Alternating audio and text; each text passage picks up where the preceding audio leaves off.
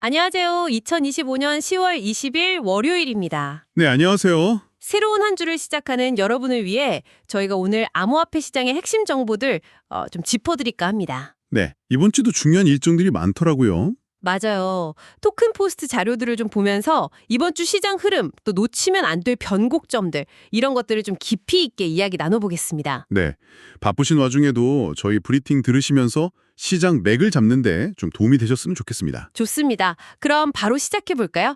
이번 주는 특히 좀 주목해야 할 이벤트가 많다고요? 네, 그렇습니다.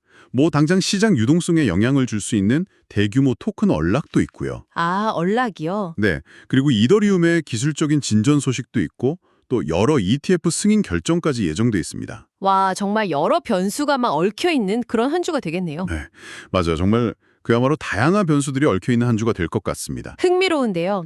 우선은 현재 시장 상황부터 좀 봐야겠죠? 10월 20일 오전 5시 10분 기준으로 데이터 좀 볼까요? 분위기는 전반적으로 괜찮은 것 같아요. 네, 맞습니다. 비트코인, BTC는 전날보다 한 1.76% 정도 올라서요. 10만 8,965달러 수준에서 움직이고 있습니다. 오, 10만 달러 선 다시 회복했네요. 그렇죠. 그리고 이더리움, ETH 역시 2.44% 상승하면서 3,988달러, 이제 거의 심리적 저항선인 4,000달러 바로 앞까지 왔습니다. 거의 다 왔군요.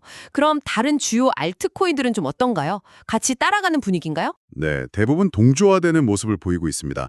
XRP는 한 1.49%, BNB는 1.32%, 솔라나 SOL도 1.37% 올랐고요. 특히 좀 눈에 띄는 건 도지코인, DOG가 4% 넘게, 그리고 카르다노 ADA가 3.7% 이상 오르면서 상대적으로 좀 강한 모습을 보여줬습니다. 트론 TRX도 2% 상승했고요. 그렇군요. 전반적으로 보면 위험자산 선호 심리가 좀 살아난다고 볼 수 있을까요? 네, 어느 정도 회복된 것으로 해석할 수 있겠습니다. 그럼 시장 전체 규모도 좀 커졌겠네요. 그렇습니다. 전체 암호화폐 시가총액이 3조 6,900억 달러. 와, 3조 6,900억 달러요? 네, 원화로는 한 5,246억 원 정도 되고요. 24시간 거래량도 꽤 늘어서 1,311억 달러, 약 186조 원 수준입니다. 거래량도 상당하네요. 비트코인 점유율은 어떤가요? 비트코인 시장 점유율은 58.88%로 뭐 아주 약간 올랐고요. 반대로 이더리움 점유율은 12.73%로 조금 내려왔습니다. 아, 이 점유율 변화도 자금 흐름을 좀 보여주는 단서가 될 수 있겠군요. 그렇죠. 자금이 어디로 좀 더 쏠리는지 볼 수 있는 지표 중 하나죠. 디파이나 스테이블 코인 쪽 상황은 어떤가요? 디파이 시장 총시가총액은 한 973억 달러 수준이고요. 24시간 거래량이 눈에 띄게 늘었습니다. 18억 4천억 달러를 넘어서면서 전날 대비 17% 이상 크게 증가했어요. 와, 17%나요? 네, 스테이블 코인 역시 시가총액 2,842억 달러, 24시간 거래량 1,274억 달러로 꾸준히 증가세를 보이고 있습니다. 특히 이 스테이블 코인 거래량 증가는 시장 활동이 좀 활발해지고 있다는 또 다른 신호로 볼 수 있겠습니다. 여기서 진짜 눈에 띄는 건 파생상품 시장인데요.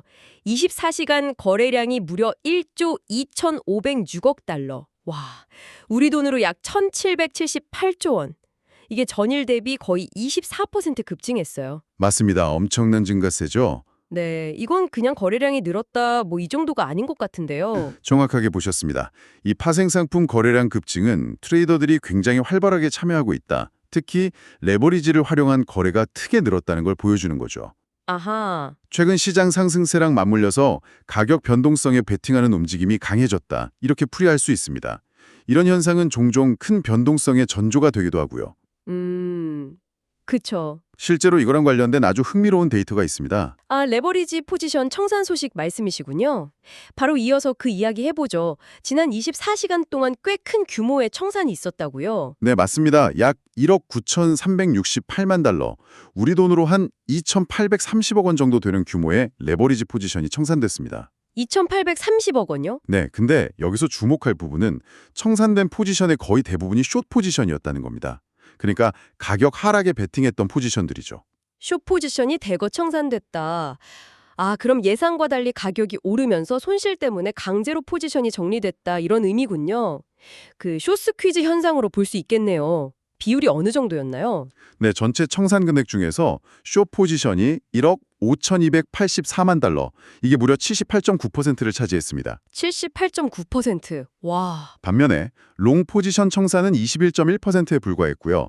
말씀하신 대로 최근 암호화폐 가격 상승이 이 숏 포지션을 가진 트레이더들한테 압박을 주면서 발생한 전형적인 숏 스퀴즈로 분석됩니다. 이게 특정 거래소에서만 그런 건가요? 아니면 좀 전반적인 추세인가요? 여러 거래소에서 공통적으로 나타난 현상입니다. 지난 4시간 데이트만 좀 봐도요. 바이비트에서는 청산된 1,400만 달러 중에 숏 포지션 비중이 거의 86%였고요. 86%요? 네. 바이낸스에서도 1,191만 달러 청산 중에 숏 비중이 68%로 넘었습니다. 하이퍼리퀴드, 게이트.io, OKX 같은 다른 주요 거래소들도 숏 포지션 청산 비율이 대부분 70에서 80%대에 달했어요. 이야, 시장 전반에 걸쳐서 숏 커버링이나 강제 청산이 일어났다고 봐야겠네요. 네, 그렇습니다. 코인별로 보면 역시 비트코인이랑 이더리움 청산 규모가 제일 컸겠죠? 네, 맞습니다. 비트코인 관련 포지션 청산액이 8,749만 달러로 전체 45% 이상이었고요. 이더리움이 7,893만 달러로 약 41% 정도를 기록했습니다. 거의 둘이 합쳐서 86% 이상이네요. 네, 이 두 코인이 청산 규모의 거의 대부분을 차지한 셈이죠. 솔라나도 89만 달러로 적지 않았고 나머지 알트코인들 다 합쳐서 한 1,726만 달러 정도 됐습니다. 이렇게 숏 포지션이 대규모로 청산되는 걸 보면 단기적으로는 상승 압력이 꽤 강하다, 이런 신호로 읽히긴 하네요. 그렇죠. 근데요, 불과 한 열흘 전쯤에는 완전 반대 상황 아니었나요? 그때 비트코인 급락하면서 엄청난 규모의 롱 포지션이 청산됐던 기억이 나는데. 정확히 기억하고 계시네요. 맞습니다. 10월 10일하고 11일 사이에 비트코인 가격이 고점 대비 거의 14% 가까이 급락했었죠. 네, 그때 정말 시장에 특히 10월 10일에는 196억 달러 청산이라는 이게 역대 최대 일일 청산 기록이기도 했어요. 와, 196억 달러 하루 만에요? 네. 그렇게 롱 포지션이 대거 청산된 지 얼마 안 돼서 이번에는 또 숏 포지션이 청산되는 상황이 반복되고 있는 겁니다. 허허허. 그만큼 최근 시장 변동성이 정말 극심하고 또 레버리지 포지션 청산이 변동성을 더 키우는 그런 양상이 나타나고 있다고 볼 수 있습니다. 단기간에 이렇게 큰 규모의 롱숏 청산이 번갈아 일어난다는 건 뭐랄까, 시장 참여자들이 방향성에 대해 확신을 갖기 좀 어렵다는 뜻으로도 볼 수 있겠네요. 네, 그럴 수 있습니다. 이런 변동성 속에서 다음 주에는 또 시장에 영향을 줄 만한 중요한 일정들이 많다고 하셨잖아요. 하나씩 좀 자세히 보죠. 우선 그 토큰 언락 이슈부터 볼까요? 네, 다음 주에는 몇몇 주요 프로젝트의 대규모 토큰 언락이 예정되어 있습니다. 가장 좀 주목받는 건 크로스체인 메시징 프로토콜인 레이어 제로의 지아로 토큰인데요. 아, 레이어 제로? 네, 한국 시간으로 10월 20일 저녁 8시에 약 2,571만 개의 지아로 토큰이 언락될 예정입니다. 이게 전체 공급량의 7.86%에 해당하거든요. 꽤 큰 물량이죠. 7.86%면 상당한데요. 시세로 따지면 어느 정도 규모인가요? 현재 시세로 대략 한 5천만에서 6천만 달러 규모 정도로 추산됩니다. 와, 5천에서 6천만 달러. 전체 공급량의 거의 8%면 정말 무시 못할 규모네요. 이런 언락은 보통 시장의 매도 압력으로 작용할 수 있다, 이런 우려가 있잖아요. 그렇죠. 이번 지하로 언락은 좀 어떻게 보세요? 이전에 다른 대형 언락 사례들이랑 비교했을 때 좀 특징 같은 게 있을까요? 네, 좋은 질문입니다. 과거에 앱투스나 아비트럼 같은 대형 프로젝트들 언락 사례를 보면요. 단기적으로는 분명히 매도 압력이 증가하면서 가격에 좀 부담을 주는 경우가 많았습니다. 특히 초기 투자자나 틴 물량이 풀릴 때 더 그럴 가능성이 높죠. 그렇죠. 지하로의 경우에도 단기적인 가격 변동성은 불가피할 수 있습니다. 다만 장기적으로 보면 이게 프로젝트 로드맵에 따라서 예정된 유통량 공급이라는 점도 있거든요. 아, 예정된 수순이다. 네, 그래서 시장이 이 물량을 얼마나 잘 소화하느냐가 중요합니다. 레이어 제로 생태계가 얼마나 활성화되어 있는지, 또 지하로 토큰의 활용처가 얼마나 확대되는지, 이런 것들이 소화 능력을 좌우할 수 있겠죠. 그리고 지난번 대형 언락대랑 좀 비교해보면 지금 시장의 전반적인 투자 심리가 그래도 상대적으로 좀 양호하다는 점, 이건 좀 긍정적인 요인이 될 수도 있습니다. 그렇군요. 레이어 제로 말고 또 다른 언락 일정도 있나요? 네, 있습니다. 10월 23일에는 NFT 마켓플레이스 관련 프로젝트인 조라 토큰이 약 1억 6,667만 개 언락됩니다. 전체 공급량의 한 4.5% 수준이고요. 조라도 있군요. 그리고 25일에는 플라즈마 파이낸스의 XPL 토큰이 8,888만 개 풀립니다. 이게 약 9천만 달러에 해당하니까 이것도 비교적 큰 규모죠. 와, 9천만 달러? 네, 이런 언락들이 이렇게 연달아 예정되어 있다는 점은 다음 주 시장의 단기 수급에는 분명한 변수가 될 겁니다. 언락 말고도 에어드롭이나 뭐 토큰 생성 이벤트, TG 이런 것도 있다고요? 네, 있습니다. 프라이버시 강화 기능을 갖춘 레이어 1 블록체인을 목표로 하는 미드나이트 프로젝트의 NIGT 토큰 1차 에어드랍, 글레이시어 드랍의 클레임 신청이 10월 20일에 마감됩니다. 아, 미드나이트. 네. 그리고 솔라나 기반의 유동성 프로토콜인 메테오라는 10월 23일에 자체 토큰 MET의 TGE, 즉 토큰 생성 이벤트와 함께 초기 거래소 상장을 진행할 예정입니다. 메테오라도요? 네. 이런 이벤트들도 관련 생태계에는 활력을 줄 수 있지만 동시에 초기 매도 물량으로 작용할 수도 있다는 점은 염두에 둬야겠죠? 네, 이런 공급 측면 이슈 외에 기술적인 진전 소식도 중요해 보입니다. 특히 이더리움 다음 업그레이드 소식이 있던데요. 맞습니다. 이더리움은 후사가라는 코드명의 다음 주요 업그레이드를 준비 중인데요. 현재 관련 테스트넷이 10월 중에 가동되고 있습니다. 아, 테스트대 진행 중이군요. 네, 이 후사가 업그레이드의 핵심 목표는 EIP7702 같은 걸 통해서 사용자 경험, UX를 개선하고 동시에 EIP7547, 인클루전 리스트라고 하죠. 이걸 도입해서 검증자, 즉 밸리데이터 운영 부담을 줄여서 네트워크의 탈중앙성을 강화하는 데 있습니다. 그렇군요. 메인넷 적용은 언제쯤 목표인가요? 메인넷 적용 목표 시점은 12월 3일로 잡혀 있습니다. 이더리움의 지속적인 발전을 보여주는 중요한 마일스톤이라고 할 수 있죠. 이 후사가 업그레이드가 성공적으로 진행되면 이더리움 네트워크에 구체적으로 어떤 변화를 기대할 수 있을까요? 특히 노드 운영 비용 절감이나 확장성 개선 이런 측면에서요? 후사가가 직접적으로 샤딩 같은 확장성 솔루션을 바로 도입하는 건 아닙니다. 아, 그런 건 아니고요. 네. 하지만 그 인클루전 리스트 도입이 MEV, 최대 추출 가능 가치 관련 이슈를 좀 완화하고 블록 제한 과정을 더 효율적으로 만들 수 있거든요. 그래서 간접적으로 네트워크 처리량이나 안정성 향상에 기여할 수 있습니다. 간접적인 효과군요. 네, 그리고 향후에 있을 탱크 셔딩 같은 본격적인 확장성 업그레이드를 위한 기반을 다지는 역할도 하고요. 그래서 단기적인 비용 절감 효과보다는 중장기적인 네트워크 건전성이나 확장성 로드맵의 일환으로 이해하는 게 더 정확합니다. 알겠습니다. 이더리움 말고 다른 플랫폼 소식은 어떤가요?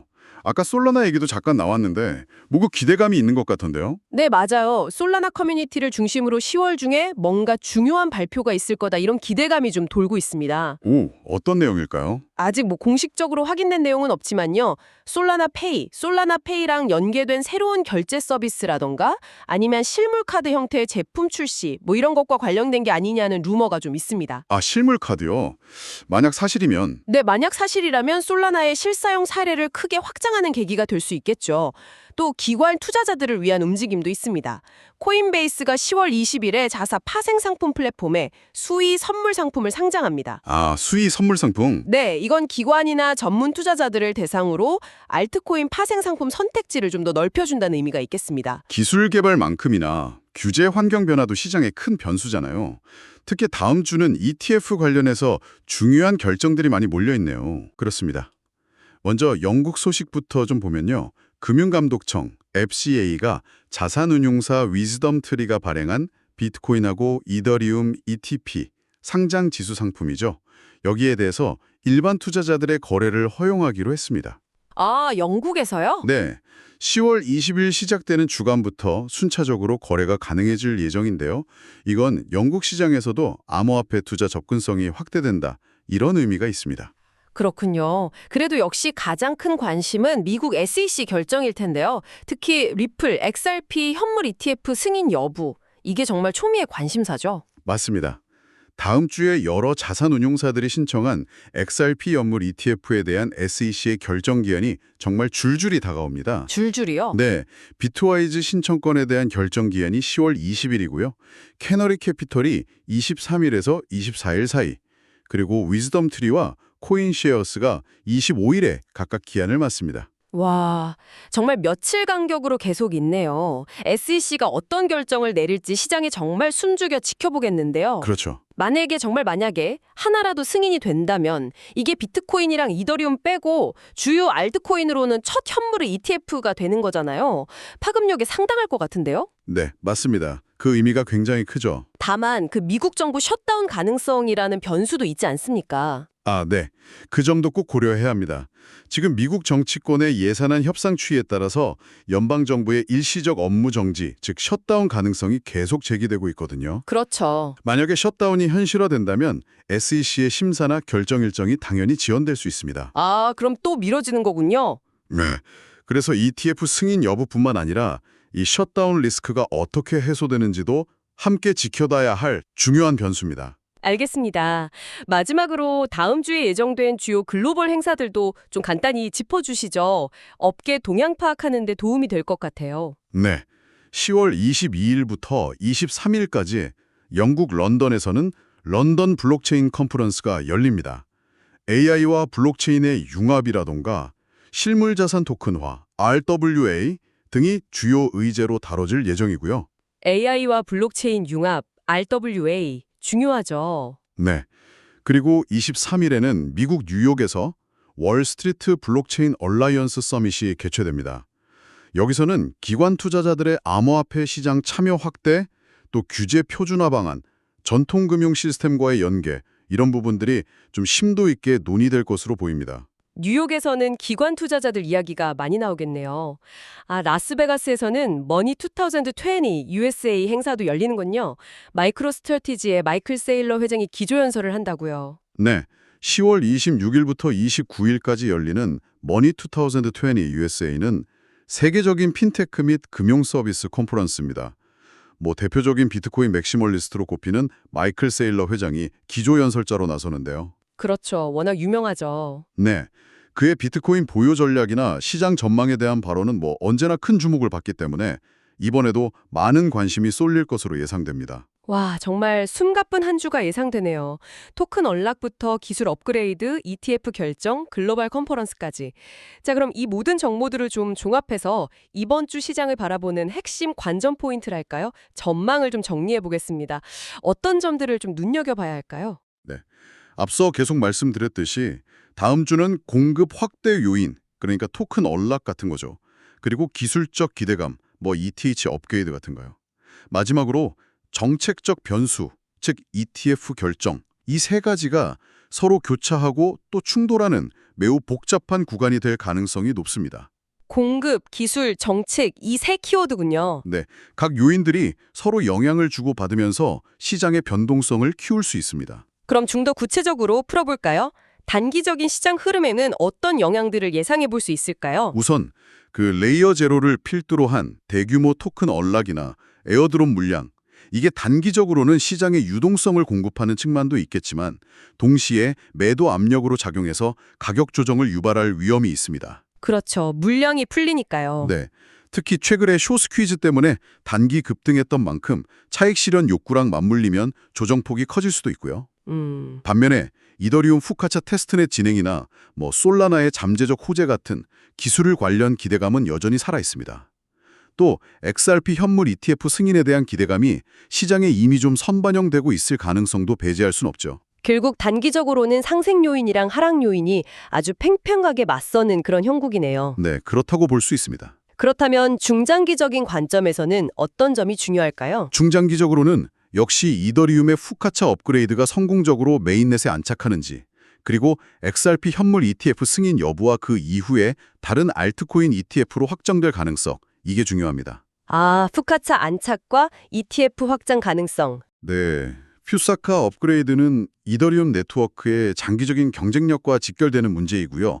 XRP ETF 승인은 알트코인 시장 전반에 대한 제도권의 인식이 변화하고 있다는 강력한 시그널이 될 수 있습니다. 그렇죠. 그 상징성이 크죠. 네, 이 두 가지가 긍정적인 방향으로 진행된다면 단기적인 변동성에도 불구하고 중장기적인 상승 추세에 힘을 실어줄 수 있습니다. 그렇군요.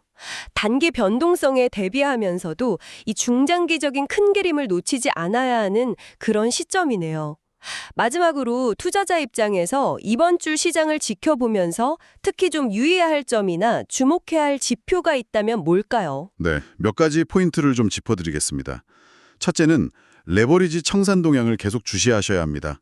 특히 숏 포지션 청산 비율이 다시 높아지는지 아니면 반대로 롱 포지션 청산이 늘어나는지 이걸 보면서 시장의 과열 또는 냉각 신호를 파악할 필요가 있습니다. 청산 비율 변화. 네. 둘째는 지하로, 제투와 같은 주요 토큰 언락 이후에 해당 토큰들의 가격 추이나 거래량 변화를 좀 면밀히 관찰하셔야 합니다. 언락 물량이 시장에 미치는 실제 영향력을 가늠해 볼 수 있겠죠. 언락 후 가격 추이. 셋째, XRP 현물 ETF 관련해서 SEC의 발표 내용을 주시해야 합니다.